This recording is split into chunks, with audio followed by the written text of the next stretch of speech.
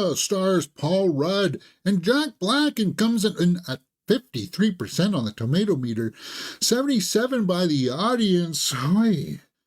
I don't know then. Does this mean that it was a good movie or a bad movie?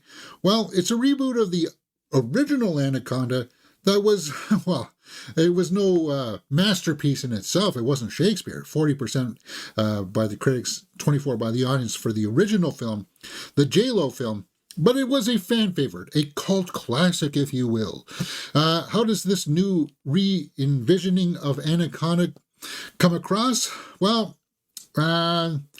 they take it for laughs. They play it up for jokes, kind of like, okay, we're having fun here. It's all silly. The premise is that they're trying to reboot Anaconda on a budget, and it's supposed to be funny. Maybe it'll be okay. But it's sadly not that funny. It's kind of a trite film, actually, to tell you the truth. Coming in at an hour and 39 minutes, the runtime is bit long, actually. This is the kind of movie that should be like an hour and 25 minutes, but it tells the tale of a group of friends that are going through a midlife crisis. They decide to remake a favorite movie of their youth, but encounter unexpected events when they enter the jungle.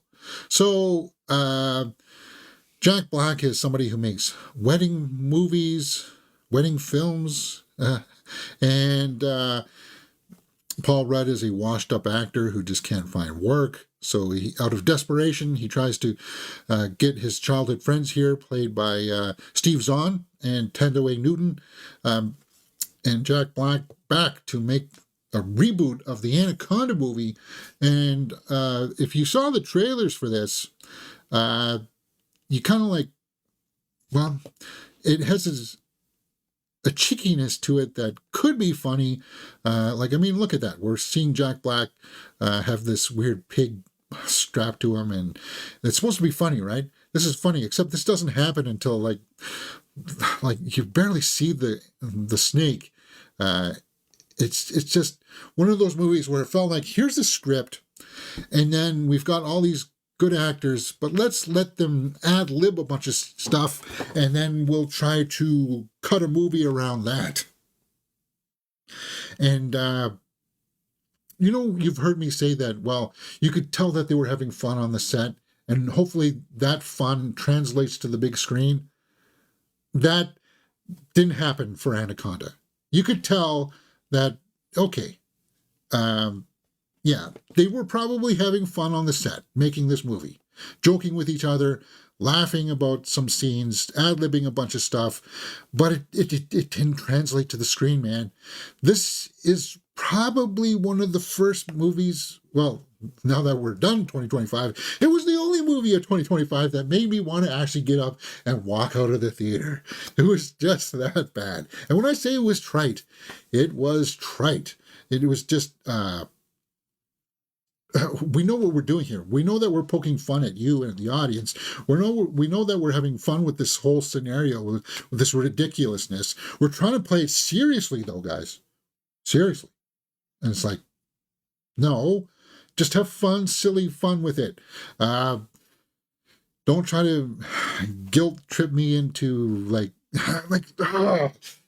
it's just not executed all that well. And it sucks because these are all talented people. I liked Steve Zahn and Jack Black working together. They've had some good comedies in the background before, in the back history. And Tendaway Newton's awesome. She really is. But Paul Rudd here comes off as a serious butthead. Like, you don't like Paul Rudd in this movie. And you realize that 20 minutes in the film. So it's kind of like, we don't like him. Why would we ever sympathize with him? And there's a few scenes at the end that try to have like this cameo, oh my God, look at that kind of thing. But it doesn't work. And I said it in my initial response, like the first Anaconda is no masterpiece here. It's not high art with J-Lo and Jon Voight. But at least in that movie, you kind of were scared of the snake. Even though it was like a mix of animatronics and CG. Like, there's a campiness about it. It was taking itself seriously as well, but it knew it was schlock, right? They knew it was B-movie fare, and they played into that. And that's what made it work. Uh, this one just felt like, you're making fun of us. You're making fun of making fun. And that doesn't work. So you get where I'm going with this. Am I going to be as low as 53? Maybe, but I'm definitely not going to be high as 77. So if you go into this movie and turn off your brain, you watch this with scrolling through YouTube or Facebook or something, and you're just kind of like occasionally looking at the movie, you may be a 77%, but for the most part, you'll be like, if you actually had to sit there and watch the substance of this movie, hey, you're in for a trip. So let's go over to the score sheet here and start filling in some numbers for Anaconda, because I want to showcase where I'm sitting at for acting, directing, and story. Or out of 2 points, cinematography and score are out of 1. Acting, it's serviceable. It is serviceable. Is there a performance in here that's, you gotta check it out for this? I don't think so. I don't think so. Like, I would love to say Thandaway Newton, but like this is sitcom acting. This is very TV acting, and you'll see that because the quick cuts, the dialogue is so shoddy. It's not good. It's not good, guys, and it sucks because Jack Black and Paul Rudd are cool, man. It's so Steve Zahn and Thandaway Newton. And the guy that they bring in to be the Wrangler this time is just putting on this really bad accent. It's god awful. Directing, execution of the story, technical aspects, even the CG stuff towards the end is not all that well integrated. Like I see fan-made films using AI done on YouTube that's much better than this. You paid money for this visual effects? It's atrocious. Yeah, Anaconda, what is it? Hunt for the Blood Orchid, Curse of the Black Blood Orchid. They had much better visual effects than this movie. And this is 2025, for Christ's sakes. All right, story. It has an interesting premise that they're trying to reinvigorate their youth, their love for film. But it's cookie cutter. It is TV movie, man. It really is TV movie. And as I said, there's a couple times where I just wanted to say, like, okay, I get where they're going with this. I know that they're going to defeat the snake at the end. I don't know if I really want to sit here and watch it. So we're sitting at 2.5 out of 10. Oh, for this monstrosity. Could I give it any more? Okay, fine. I'll give acting at least a full point. Because I do like Jack Black. He's the best part. Thandaway Newton is also good enough. But like we're sitting at 3 out of 10 for Anaconda. Let's go back to the tomato meter and try to make some sense out of this. Because I think the score is going to come down. The critics say the premise might be ripe for a raucous action comedy, but this meta reboot of Anaconda can't detach its jaws wide enough to swallow so many conflicting tones. That's a good way of saying it. It's got a lot of conflicting tones. Like, as I said, there's one point where they want you to take it seriously that these characters got caught up in Paul Rudd's nonsense and they're trying to have a serious moment and they're capable of pulling it off. It just doesn't feel like it belongs in this film, right? Audience says Anaconda is a worthwhile expedition thanks to the buoyant charisma of Black, Rudd, and Zahn, who make this a meta-comedy as delightfully ridiculous as it is tongue and snake. No, but even Zahn here, he's playing somebody who has got addiction issues and he's relapsing in the middle of the film. It's funny, right? So an addict relapsing. That's funny. No, it's not. I'm sorry. I don't know what they were doing. Oh my God.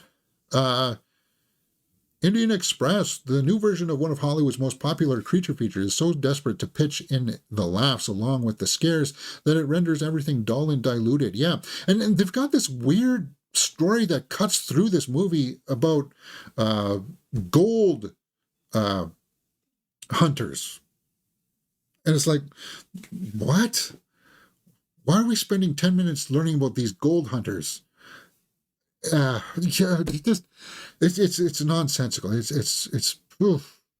a tough watch, and it's so tough a watch that by the third act, when everything's paying off, and they try to wow you with a few cameos, those cameos are cringe. Like this, Anaconda defines the use of cringe.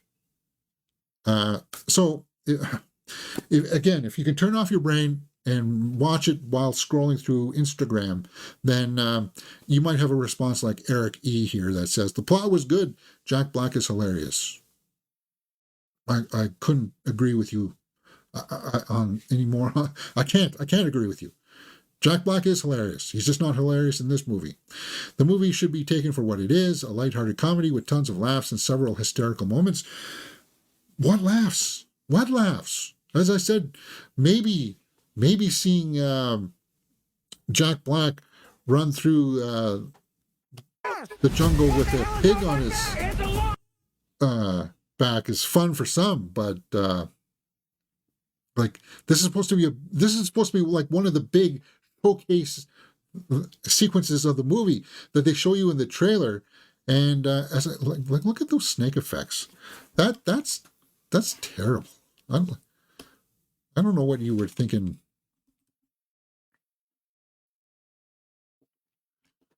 With this is I want to show you the peak of when it comes out here,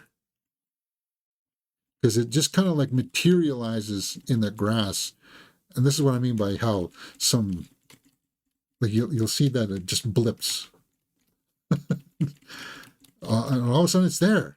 It's not pushing over any grass or anything to get through. Like all of this grass would be being pushed. Yeah, it's not good, guys. Anaconda.